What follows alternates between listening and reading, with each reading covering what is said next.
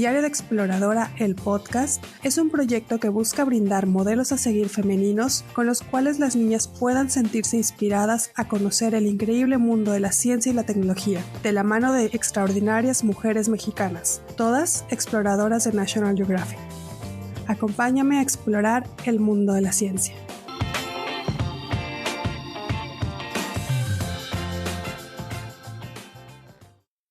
Hola a todos, estamos en un nuevo episodio de Diario de Exploradora. Les doy la bienvenida a todas y todos. Mi nombre es Victoria Jiménez y los estaré guiando en esta aventura explorando el mundo de la ciencia. Estamos en nuestro 8º capítulo y en esta ocasión nos acompaña Estefanía Roldán. Estefanía estudió física en la UNAM y tiene una maestría en Ciencias de la Tierra. Es estudiante de doctorado en Ecología en la Universidad de Calgary, en Canadá, donde estudia el transporte de agua en acantilados de roca y los árboles que crecen ahí. Su principal interés de investigación es la interacción de los sistemas biológicos con los sistemas terrestres, en especial cómo los árboles responden a distintos procesos geomorfológicos y climáticos. Estefanía está involucrada en temas de divulgación de la ciencia. Actualmente forma parte de la organización Let's Talk Science, la cual se enfoca en el desarrollo de la educación y las habilidades para niños y jóvenes canadienses, a través de programas basados en áreas STEAM, además de haber participado con National Geographic en distintos eventos. Bienvenida, Estefanía, me da mucho gusto que estés el día de hoy en Diario de Exploradora. Hola Victoria, muchas gracias por invitarme, estoy súper emocionada. Me da mucho gusto, en verdad, que nos hayas acompañado el día de hoy. Y bueno, me gustaría empezar con algo muy sencillo, ¿no? Me gustaría que nos contaras cómo fue que te decidiste a estudiar física. Creo que es una carrera que no muchos eligen. ¿En qué momento pensaste, esta es la carrera para mí? Pues no sé si sea sencilla esta respuesta, aunque la pregunta sea sencilla. En realidad, yo acabé estudiando física por un volado, porque no sabía qué hacer. Yo toda la vida tuve mucha curiosidad por estar en campo en parte, pero también por el arte. Entonces, en mi último año de la prepa, estaba en área 4, dije, bueno, voy a ver cosas de arte, de filosofía, antes de meterme a algo más. Yo quería estudiar arquitectura. Más pequeña quería ser arqueóloga, después quería ser arquitecta. Y al final empecé a leer cosas de filosofía, como de preguntas existenciales más grandes. Y de pronto dije, no, tengo que hacer ciencia para entender muchas cosas que yo tenía curiosidad. Entonces dije, bueno, estudiaré física o lo que siempre había querido. Y de verdad, eché a un volado y acabé estudiando física y no me arrepiento ni un poco. Yo creo que, bueno, he escuchado a varias mujeres de ciencia, digo, mujeres y hombres, ¿no? Pero sobre todo con mujeres. Historias muy similares en donde hay tantas áreas de interés y que hacen comentarios muy similares, ¿no? De casi fue elegir volado a ver cuál cae, ¿no? Y lo importante de todo esto es que no te arrepientes, que lo estás disfrutando y que estás logrando muchas de las cosas que te has propuesto y seguramente más que ni siquiera tenías contempladas, ¿no? Y bueno, dentro de la semblanza, bueno, dentro de las cosas que tú nos compartiste, bueno, sé que entre tus hobbies está el escalar en roca y hielo, así como otras actividades al aire libre. Y bueno, supongo que estos intereses han sido una gran fuente de inspiración para tu trabajo de investigación. Cuéntame, ¿cómo es que surge este interés por estudiar el transporte de agua y los árboles que están en acantilados? ¿Fue algo que empezaste a cuestionarte mientras escalabas o aprendiste a escalar para resolver estas dudas? ¿Cuál fue el proceso ahí? El proceso fue que escalando me di cuenta que había un montón de plantas allá arriba y dije, ¿cómo está pasando esto?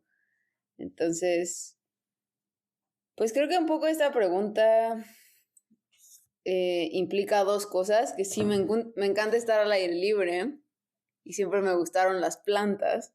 Entonces siempre que salía a la montaña, al campo, a todo, me estaba fijando en las plantas y por supuesto la escalada es un deporte hermoso porque te permite estar afuera. Eso es lo que más me gusta, yo creo, de la escalada. Y más loco aún es subir a una pared y encontrar plantas enormes, árboles gigantes, incluso pequeños bosques en una repisa allá arriba y decir, ¿cómo está creciendo esto aquí? Y específicamente el agua es de dónde están sacando estas plantas que están creciendo casi en la roca, agua. Y de ahí surge mi pregunta, ¿cómo crecen esas plantas? O sea, básicamente integraste tus hobbies a todo tu tema de investigación. Quisiera recalcarlo ahorita, sobre todo porque uno de los objetivos de este proyecto, de esta iniciativa, es tratar de quitar este estereotipo de lo que significa ser una científica o ser un científico, ¿no? En donde nos dibujan con bata, lentes, encerrados en un laboratorio sin ningún otro interés más que estar jugando con reactivos.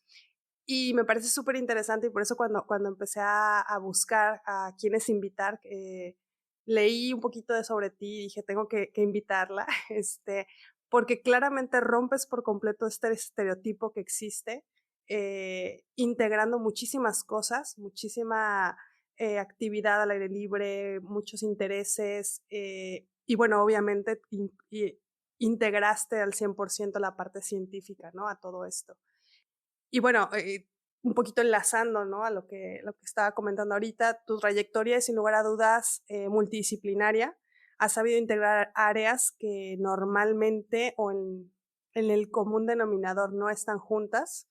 Y bueno, me gustaría preguntarte, ¿qué implicaciones ecológicas, biológicas o quizás sociales tiene entender de dónde viene y sobre todo a dónde va el agua en estas zonas? ¿Qué tipo de información nos están brindando los árboles que ahí se encuentran? Pues esta es una súper pregunta, me encanta.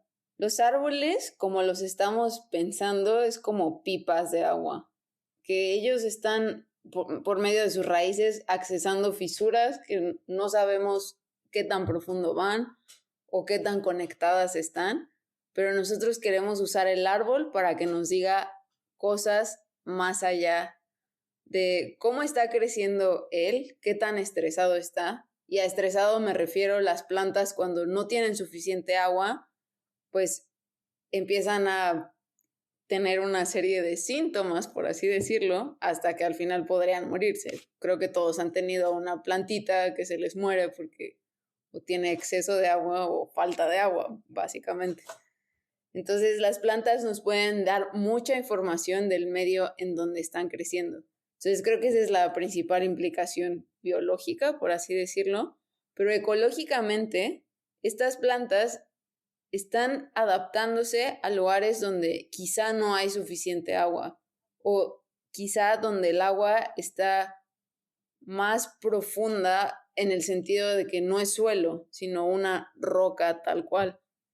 Entonces, en escenarios de cambio climático, por ejemplo, donde estamos perdiendo suelo, hay cada vez más sequías y las plantas siguen creciendo en estos escenarios, pero hay plantas que sobreviven mejor si son capaces de accesar a roca, al agua que está metida, bueno, no metida, pero al agua que se encuentra en las rocas. Entonces, entender el mecanismo de cómo están sacando agua a estas plantas nos puede hacer entender cómo van a responder muchas de estas plantas que quizá tengan la adaptación de accesar agua de rocas. Y socialmente, las montañas en general son como la fuente de agua para muchísimas comunidades alrededor del mundo. Y a pesar de que no es tan obvio, estas plantas creciendo en las paredes también están moviendo el agua de alguna manera, tanto a la atmósfera como afuera de esa pared. Entonces, aún no tengo tantas respuestas porque esta investigación está quizá casi en pañales, pero creo que esa sería como las implicaciones más grandes. Entender cómo las plantas pueden adaptarse a escenarios muy extremos. Bueno, ahorita con tu respuesta y todo lo que nos estás diciendo, mencionaste algo muy interesante y que me gustaría tratar de entenderlo. Hablabas de el agua y dijiste no dentro de la roca, pero ahí. Entonces, ¿dónde está el agua? Exactamente, de dónde proviene, ¿no? Pues todas las rocas, bueno, una roca que levantas del piso no, pero si ustedes ven una pared, un acantilado, siempre va a haber fisuras. Hay muchísimas fisuras, ya sea por tectónica, porque se desplaza la roca, porque se cae un pedazo de roca, pero esas fisuras son la clave, son como mini pipas adentro de la roca que de alguna forma, si están en la posición ideal, van a generar pensémoslo como una macetita que va a acumular sedimento y ahí va a empezar a crecer el árbol. Pero el árbol con sus raíces puede accesar cualquier parte de estas fisuras y ese es el agua que hay un artículo científico, obviamente, de arbitraje, o sea, publicado en una revista formal, que llaman al agua dentro de las rocas la componente secreta del ciclo hidrológico, donde realmente no se ha estudiado, no nos lo enseñan en la escuela y la gente lo ha ignorado por mucho tiempo porque pues las rocas, pues no pensamos que tienen agua, pero en realidad, sí, en realidad en todas estas pequeñas fisuras, el agua que se infiltra puede quedarse por un largo periodo de tiempo y hasta el momento hay muy poquita investigación al respecto. Y las paredes verticales son como este laboratorio ideal para estudiar esa agua no saturada en el sentido de que no está cerca del manto freático, donde las plantas están sacando y pues al parecer no están estresadas y viven ahí por mucho, mucho tiempo. Pueden vivir miles de años en paredes. No, está muy interesante. Me gustaría continuar un poquito con eso, si no te importa, porque, digo, tú estás estudiando un ambiente específico, ¿no? Los acantilados en Canadá ahorita, ¿no? Específica, ese ecosistema o ese ambiente en particular. Pensando ahorita, ¿no? Digo, yo vivo en Baja California Sur, que es una zona desértica.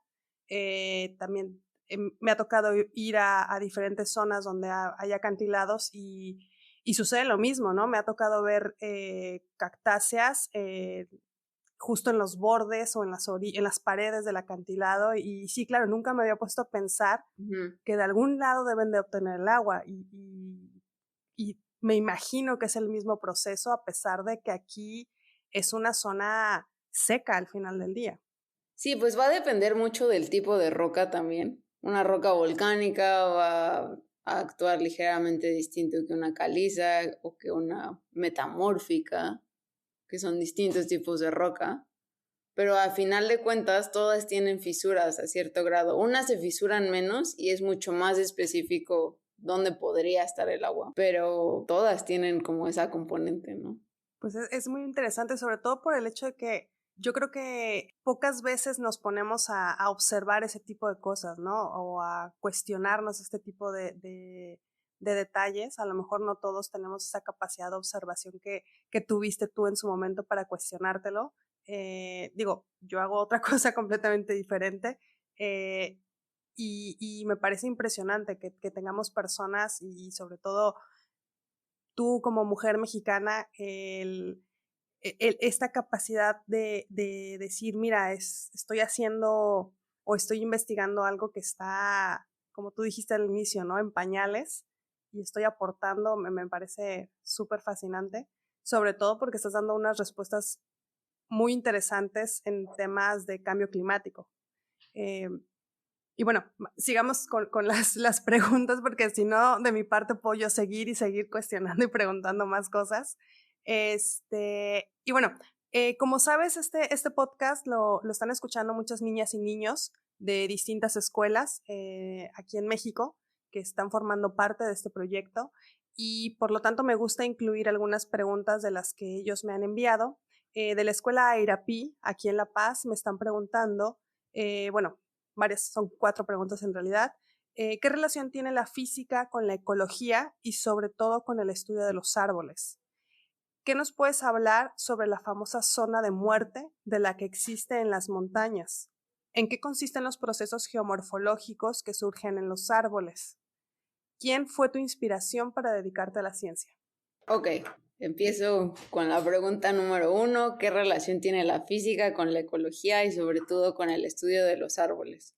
Como todos ustedes saben de sus clases de física, la física estudia materia y energía y tiene leyes que nos ayudan a predecir el comportamiento de esta materia y de esta energía.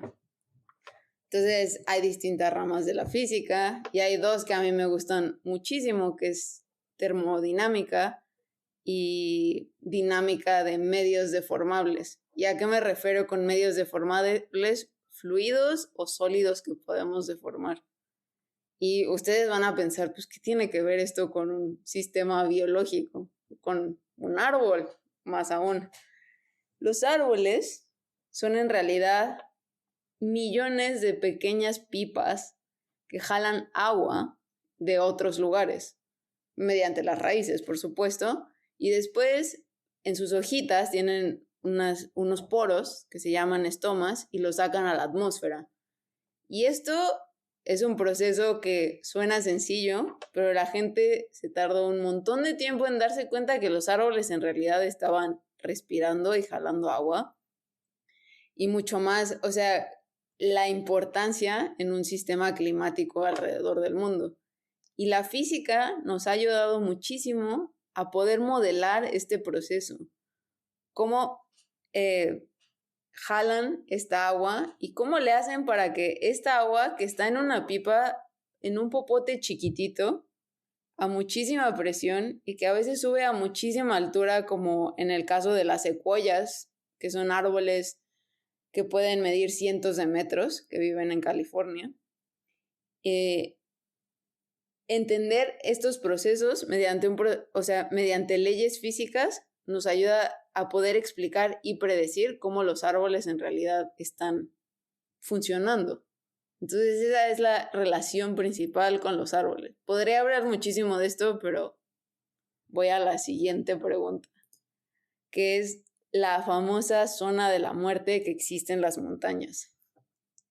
En realidad, yo he de confesar que soy escaladora, pero no soy montañista. Yo escalo roca y hielo y hay muchas ramas dentro de la escalada. Y por supuesto, una es la gente que hace montaña y alta montaña. Hay montaña técnica en montañas chaparritas y hay montañas altísimas que existen básicamente en los en dos cordilleras, los Himalayas y el Karakoram, que sigue siendo parte de los Himalayas. Aquí están los famosos 8000, que son montañas que sobrepasan los 8000 metros de altura, en algunos casos, o están alrededor de los 8000 metros de altura. En estas montañas que llegan altísimo, imagínense, llegar al tope de una de estas montañas es como estar en un avión. Ya casi no hay... Bueno, para explicar eso, y más a los niños de La Paz, estando a nivel del mar, tienes muchísimo aire encima de ti. Volteen a ver el cielo y toda esa columna de aire los está aplastando, por así decirlo. Si ustedes van subiendo poquito a poco, si van a la Ciudad de México, por ejemplo, que ya está alrededor de los 2000 metros de altura, va a haber 2000 metros menos de aire encima de ustedes. Y si suben al pico de Orizaba, que está alrededor de los 5000 metros de altura, va a haber 5000 metros de aire menos encima de ustedes. Si ustedes llegaran a subir a los 8000, que están en los Himalayas, hay 8000 metros de aire hay 8000 metros menos de aire encima de ustedes. Esto implica un montón de oxígeno que no está a cierta presión, y la presión importa muchísimo en cómo su sangre va a usar ese oxígeno. Entonces, entre más subimos, nuestro cuerpo como humanos, y en general muchísimos animales ya no pueden vivir a esa altura. De hecho, solo pequeñas cosas microscópicas pueden vivir a esas alturas. Ya no vamos a poder funcionar de la misma manera. Entonces, la zona de la muerte le llaman así, porque es a cierta altura donde el cuerpo humano ya no puede funcionar idealmente. Y pasan un montón de cosas que se llama mal de montaña. Te pueden empezar a dar náuseas, te puede te puedes empezar a sentir mal, ya no tienes buena circulación, ya no puedes digerir. Son una serie de cosas que nuestro cuerpo no está adaptado y no está acostumbrado. Algunas de personas, como las personas que viven en Nepal, aguantan mucho más esa altura y genéticamente pueden soportarlo, pero la mayoría de nosotros no podemos y, bueno, ni siquiera ellos pueden vivir a más de esa altura. Solo la podemos aguantar por cierto número de horas. Pero esa es la zona de la muerte, según mi entendimiento, y también podría hablar de otras historias, pero limitaré mi tiempo de esta entrevista. La tercera pregunta que me hacen es ¿en qué consisten los procesos geomorfológicos? La voy a cambiar un poquito, que afectan a los árboles. Entonces, la geomorfología es una ciencia que estudia las formas de la superficie terrestre. Las montañas que recién hablamos, los Himalayas, el Karakoram, las Rocallosas, los Andes, los Alpes, todas esas son geoformas en forma de montaña. Pero también puede que haya, en el desierto hay cosas interesantísimas, porque la erosión en las montañas o en los montes que solía haber ahí generan formas muy extrañas luego en las rocas y en general toda la superficie terrestre tiene algún tipo de geoforma y esta ha evolucionado con el tiempo. Por ejemplo, las montañas rocallosas solían ser tan altas o más altas que los Himalayas y hoy no tenemos nada por encima de 3,000 metros aquí en las Rocallosas. Y todo eso que ha pasado en el tiempo, toda esa roca que hemos perdido, casi 5,000 metros de roca, han sido procesos geomorfológicos que han afectado a toda la vegetación que crece alrededor de estas geoformas.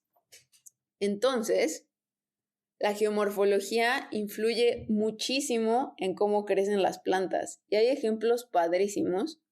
Por ejemplo, hay algo que se llama sombra de montaña.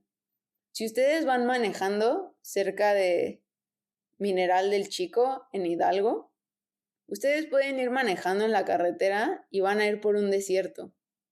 Al cruzar una montaña, ya acercándose al pueblo de Mineral del Chico, van a entrar a un bosque de coníferas húmedo impresionante. Y esto solo se debe al relieve que está tapando la humedad que llega de la costa hacia el este de nuestro país y captura toda esa humedad y no la deja pasar al oeste. Y eso se refleja en las plantas. Otro ejemplo muy padre es en el río Hill, en California, donde viven juntitos uno del otro, sin una montaña de por medio, un bosque de coníferas y una sabana con encinos. Una sabana me refiero a unos pastizales donde hay árboles aislados. Este tipo de vegetación cambia drásticamente porque abajo del suelo lo que no estamos viendo son las rocas. Entonces, de un lado tenemos un tipo de roca sedimentaria y en ambos casos tenemos rocas sedimentarias, pero en una es como una masa que no permite que el agua se infiltre sin fracturas, entonces va a haber vegetación chaparrita como los pastos. Pero en otra hay una roca por debajo con muchísimas fisuras que hace que crezca un bosque impresionante.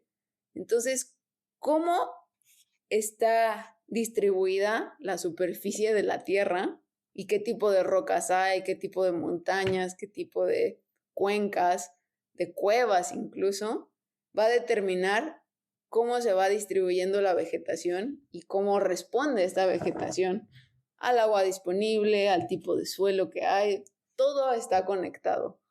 Es un sistema complejísimo y bueno, así se relaciona la geomorfología con los árboles. Y la última pregunta, ¿quién fue tu inspiración para dedicarte a la ciencia? Y en esta pregunta quisiera recordar una entrevista con un cantante que se llama Jeff Buckley, que le hacen una pregunta similar. ¿Quién fue su inspiración para dedicarse a la música? Y él responde con 5 sentimientos que para él fueron muy importantes para hacer su música. Y yo creo que acuerdo con él. ¿Quién fue mi inspiración? La curiosidad. no fue una persona específica, sino esta necesidad de estar afuera, de entender cómo funcionan las cosas, de conectar procesos más grandes que sobrepasan así algo pequeñito que estoy viendo e intentar entenderlo de distintos ángulos posibles. Creo que esa es mi principal inspiración, la necesidad de aprender nuevas cosas y de descubrir nuevas cosas, explorar. Me encantó tu última respuesta, porque bueno, yo creo que al final del día todos los que elegimos una carrera, la que sea, no solamente en ciencias, no solamente nos inspiramos en un quién, ¿no? Sino en algo que nos atraiga, en algo que nos llame y bueno, estamos ya terminando la entrevista, es una entrevista muy cortita y en verdad que yo podría igual, lo dije hace rato, ¿no? Seguirte preguntando muchísimas más cosas, pero tenemos un poquito el tiempo limitado, a lo mejor por los niños. Y bueno, a todas las mujeres que he estado entrevistando en este programa, les he hecho la misma pregunta y bueno, te la hago a ti ahora. Me gustaría saber qué ha significado para ti formar parte de los exploradores de National Geographic. Uy, un montón de cosas. Es una comunidad bellísima. Por ejemplo, con Victoria no la conozco, pero a la vez la conozco porque existe una plataforma que nos conectó. Y a la gente que conozco directamente, a otros exploradores que están en el Amazonas o en Costa Rica o en distintos lugares y hacen cosas distintas a mí, pero a la vez los mueve lo mismo, que es esta curiosidad. Es algo increíble en general que National Geographic nos juntó de alguna manera y, ay, no sé, no sé cómo más describir a esta comunidad. O sea, nos apoya de una manera impresionante. Toda esta idea loca que tuve de cómo crecen las plantas de aquí, pues se las mandé a ellos y me dijeron como, pues sí, te vamos a dar dinero y para empezar a explorar esto. Y sí, fue el inicio de lo que ha sido un proyecto ya de varios años, pero ellos me permitieron iniciar también como este camino de explorar las paredes. Es una gran sociedad y es una gran familia, como ellos lo llaman.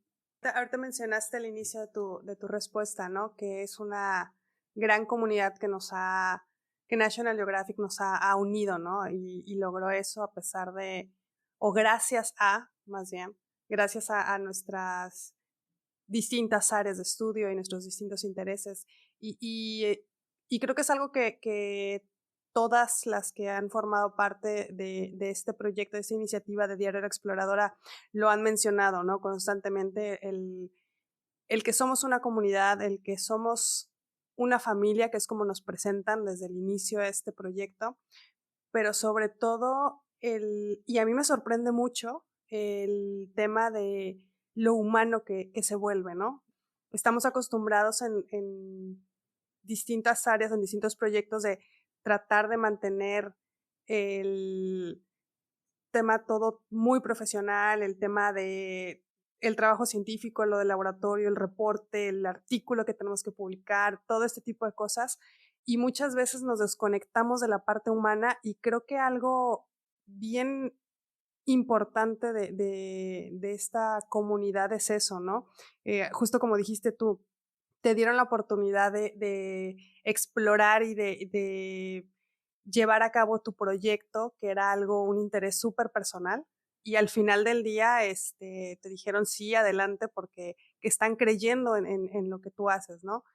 Y ese apoyo en distintas áreas a mí me parece impresionante y sí, tal cual lo mencionas, es una comunidad, ¿no? Y el que podamos cuestionar, el que podamos preguntar, el que podamos colaborar inclusive entre todos nosotros, me parece a mí fascinante. Eso siempre lo he encontrado impresionante. Sí, sí estoy completamente de acuerdo.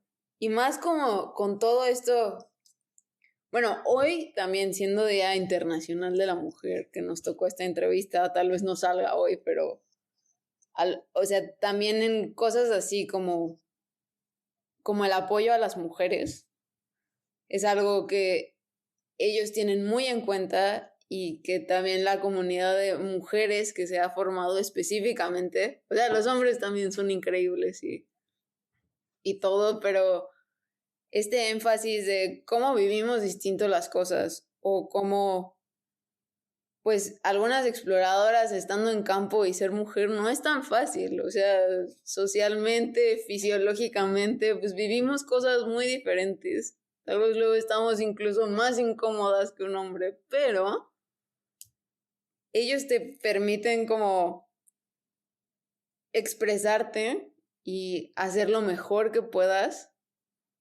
dentro de esta como pequeña comunidad de mujeres también dentro de National Geographic, que es increíble. Desafortunadamente estamos ya llegando al final de este 8º episodio de Diario de Exploradora. Sin lugar a dudas hemos explorado un mundo maravilloso que está lleno de muchas respuestas.